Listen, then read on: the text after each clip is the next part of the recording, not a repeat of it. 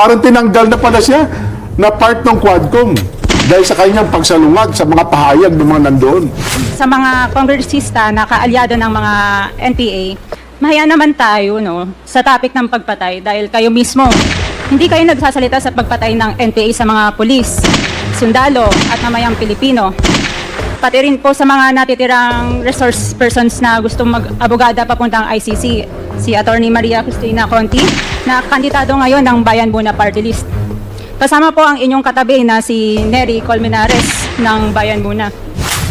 Baka naman hindi totoo yan, Jen. Ay, wag mo naman. Totoo ba yan? Chismis kung ano man. Kung sa bagay, nangyari sa akin yun eh. Ayun ang- Di ba? Kayo na po ang saksing buhay dyan. Oo. Ang nangyari, tinanggal lahat ako sa aking mga komite. Oo nga po. Ganun din ba yung ginawa sa Ganun kanya? din daw po ata yung ginawa niya. Ito pala yun, may nagbanggit nga yun ko, yung parliamentary inquiry, ngayon nga, yung Cardema, tinanggal nga pala daw talaga. Tinanggal na? Oo. Ayan. Nak. Paano ba nangyari Oo. sa kasaysayan ng House of Representatives na kapag ka ikaw ay nagpahayag ng kaibang pananaw, ay tatanggalin ka? Oo.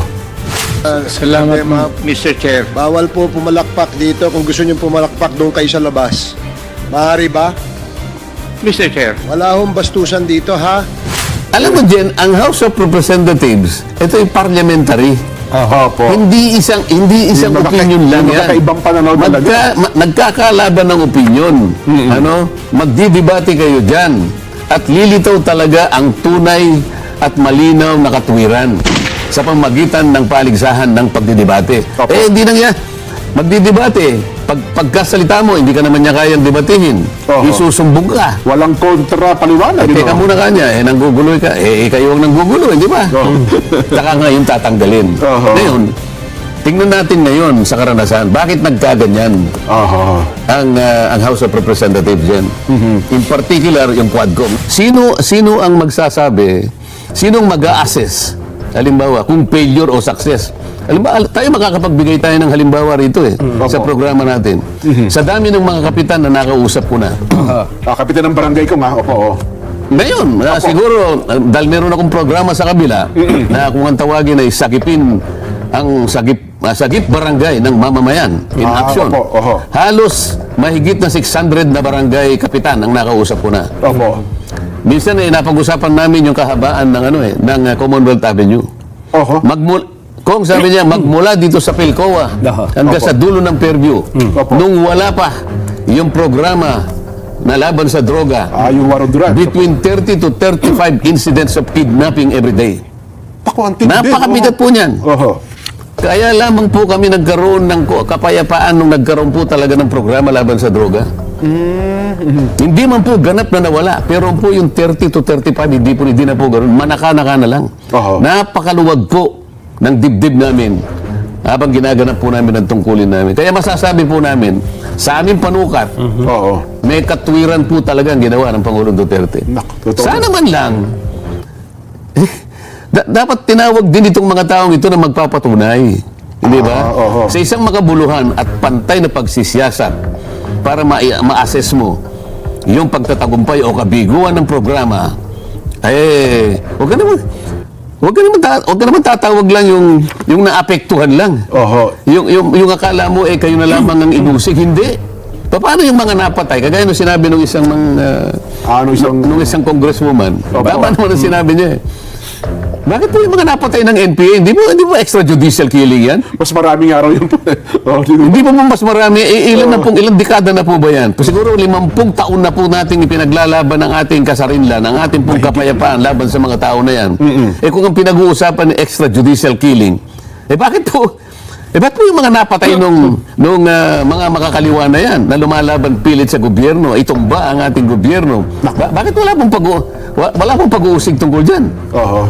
Nakita mo ngayon kung isa-isang nakikita na nila ano ang kakulangan, kung gaano ka-subjective yung ginagawa ng Quadcom. Nung nagsalita po ang parliamentary inquiry, ang totoo kong Congresswoman Drixie Cardema ng Duterte Youth.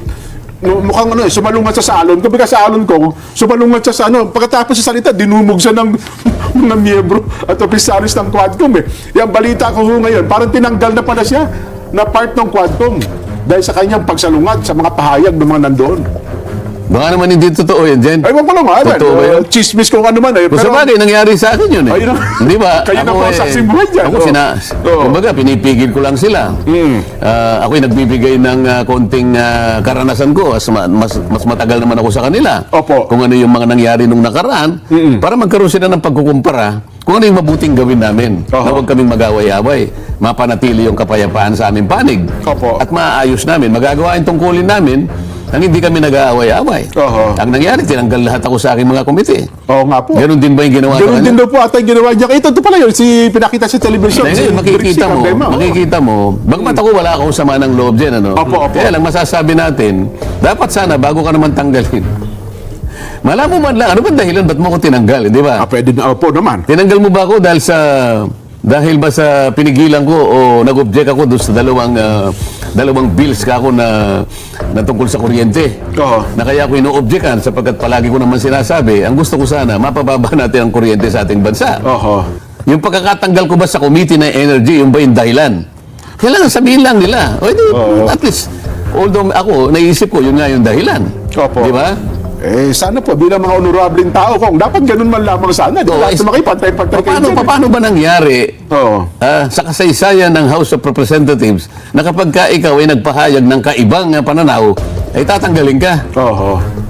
Alam mo, Jen, ang House of Representatives, ito yung parliamentary. Opo. Hindi isang opinion lang yan. Magkakaibang pananaw talaga. Nagkakalaban ng opinion. Ano? Magdidebate kayo dyan. At lilitaw talaga ang tunay at malinaw na katwiran sa pamagitan ng paligsahan ng pagdidebate. Opo. Hindi nang yan. Magdidebate. Pagkasalita mo, hindi ka naman niya kayang debatihin. Oho. Isusumbong ka. Walang kontra paliwanag. Teka muna kanya, nangguguloy ka. Kayo ang nanggugulo, hindi ba? Oho. Kaya nga pati hopya rito nakuha na eh. Saka ngayon tatanggalin. Oho. Ngayon, tingnan natin ngayon sa karanasan, bakit nagkaganyan Oho. ang House of Representatives yan? So kung itong naging pagdinig na ito sa napakahaba eh. 12 araw na. Oo. Pero walang due process, pero may transcript ito kong eh. Yung bang transcript ay magagamit na batayan? Hindi ba garbage in, garbage out? Ganun ba yun? Saan ngayon, ngayon, lilitaw sa tingin lahat ng kung sino man ang nakatingin doon sa prosesong nangyari. Anong klaseng pagdinig ito? Paano mo makukuha yung karapatan ng isang inuusig ay mapangalagaan? Ilang kayong magtatanong at ang inyong mga kinuhang mga testigo na tinatanong ay puro merong axe to grind against the president. Oho. Tama. Paano mo makukuha yung karapatan ng isang inuusig ay mapangalagaan? Ilang kayong magtatanong at ang inyong mga kinuhang mga testigo na tinatanong ay puro merong axe to grind against the president. Oho. Tama.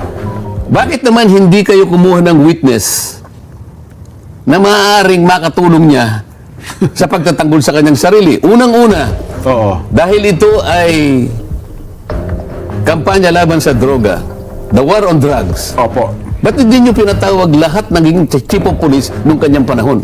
Ayan. Sila nagpatupad ng Sapagkat sila ang nagpatupad, sila yung nasa battlefront. Sino-sino yung naging chief of police nung panahon ni dating Pangulong Duterte? Oho. Bakit hindi nyo sila tinawag dito? Sapagkat silang unang-unang makapagpapaliwanag kung paano isinagawa. Oo. Oho.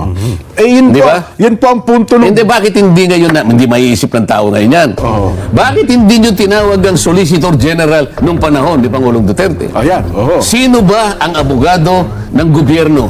That time. Opo. Hindi, kung sino man ang solicitor, palagay ko si Minardo Guevara, Opo, si Atty. Minardo- Guevara. Oho. Bakit hindi po nyo imbitahan na ngayon siya pa rin ang Solicitor General sapagkat ang abogado po ng gobyerno ay ang Solicitor General. Dati sa DOJ Secretary ngayon naging Solgen. Tama po kayo. Oo. Sa panahon niya, Si ano, yung nagkasakit, dapat tinawag din yung DOJ Secretary noong panahon ni dating Pangulong Duterte. Italiano Aguirre. Kung sino man lahat ang naging DOJ at naging Solicitor General, sapagkat sila man ay makapagpapaliwanag tungkol sa mga tinatanong ninyo. Oo. Bakit po ang tinawag ninyo ay yung lahat ng may kinalaman sa droga?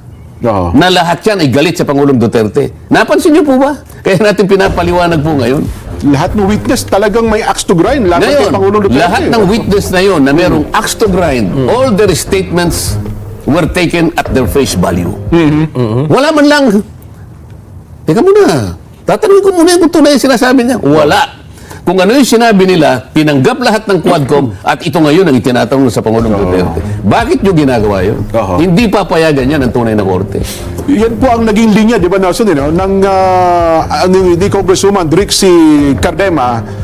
Ang naging punto ho ng Quadcom sapagkat hindi naman kayo naghahain ng motion patawag natin dito ngayon ka lang kasi ayan dumalo dito kaya hindi mo alam kung anong takbo ng naging pagdinig di mag-motion ka anya ng mga taong ipatatawag natin para humarap din sa Quadcom na ito. Parang ganun po ang linyada ng mga sumagot, Kong. Kailangan mag-file ka ng Ng motion daw po na ipatawag din yung mga kakampi sa panig ng dating Pangulo Duterte, Kong. Hindi ganun yun. Kasi ang iniimbestiga ninyo ay extrajudicial killings. Oho.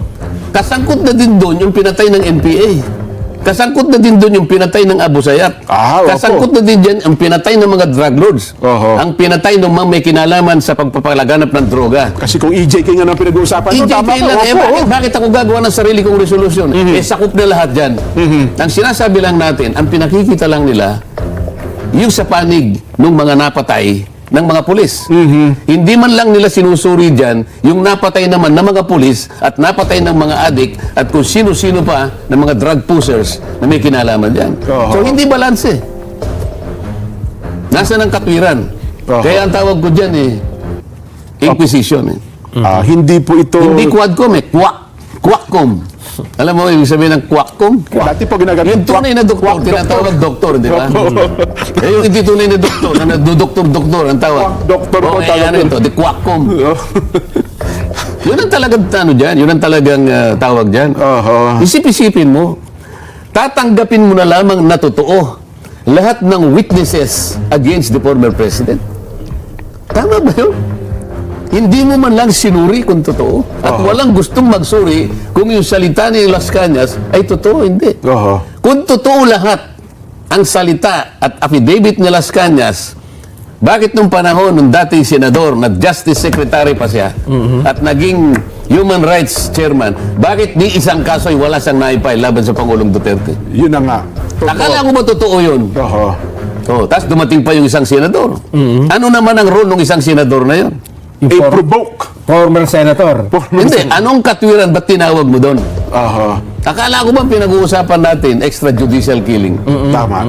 Anong role niya doon? Actually, kung yun naman ang linya ng punto sana ni Attorney Delgra, nung tinatanong niya, kasi bakit nga lumutang ngayon yung Trillanes, na ang punto naman, well, kumitaan niya ng droga Yun ay niyang kita sa droga na ikinukonect nila sa Hindi mo nga EJK. pwedeng i-connect yun nang Opo. wala kang matibay na katwiran. Unang-una, kung may documentary, Oo. documentary evidence ka, o kaya may testimonial evidence ka, ilatag mo. Oo. Pero kung sasabihin mo lang doon, pagkatapos i-connect mo ron, Oo. wala namang kaugnayan yun. Kasi kung ang nakita nila, bahid ng pagkakaugnay daw, bahid lang po hindi matibay na batayan, na yun daw pera o kaya naman kinita ng pamilya Duterte ay galing sa droga. Uobjekan ka ng abogado Ako sa korte po, Oo, objection sasabihin talaga ng yan. objection. Opo. Impertinent, Your Honor. No basis. No connection. Irrelevant. Pagagalitan ka pa ng judge Oho. You are speculating. Establish. Sabi niya. Nasaan ka ngayon? Sasabihin lang mga abogado, Your Honor, it is a part of logic. Anything asserted without proof can be denied without proof. Oho. Patay ka. Ang problema ko, pinayagan ng mga chairman yung statement. Paano yung mga chairman? Wala na mga abogado. Ito yung sinasabi ko sa iyo nung kauna-unahan pang pinag-uusapan natin ito Oho. Sino yung magsasansala? Sino yung pipigil? Sino ang mag-a-assess ng quality ng evidence? Sino ngayon ang magsasabi na, hindi tama ang gagawin mo, hindi mo pwedeng itanong yan? Wala nga Oho. Una, hindi siya korte. Sinabi na natin ito Hindi korte. Tama po kayo. Hindi competent as a court. Pati yung chairman, walang abogado. So, sinong pipigil? Sino magsasabi, hindi mo pwedeng itanong yan? Mali yan. Hindi mo pwedeng gamitin yung affidavit na yan. Bawal yan. O kahit sana hindi ka korte, kung nakakaintindi ka ng korte, kahit paano nagaguide mo yung kasama mo. Eh, yun Wala nga, nang mag-guide eh. yun nga po kung walang pumigil, kaya ang lahat po ay pasang-ayon. Kumbaga paayon lahat sa alon. Pinag-uusapan natin dito, akala ko ba war on drugs ang pinag-uusapan natin? Ba't mo ipapasok na naman yung sinasabi mo, panahon pa ng kopong-kopong? Oho. Hindi ba ikaw ay nagsampa na rin ng kaso? Ang sinampa niya ng kaso, si Congressman Pulong, at saka yung bayaw ni Congressman Mans. Pulong. Yes, oo. Anong connection ngayon at mo hinaharap dito sa dating Pangulo? Oho. Ibang usapin naman ang kinaharap niya rito. Pinagtatanong niyo siya dito sa mga war on drugs and other illegal activities.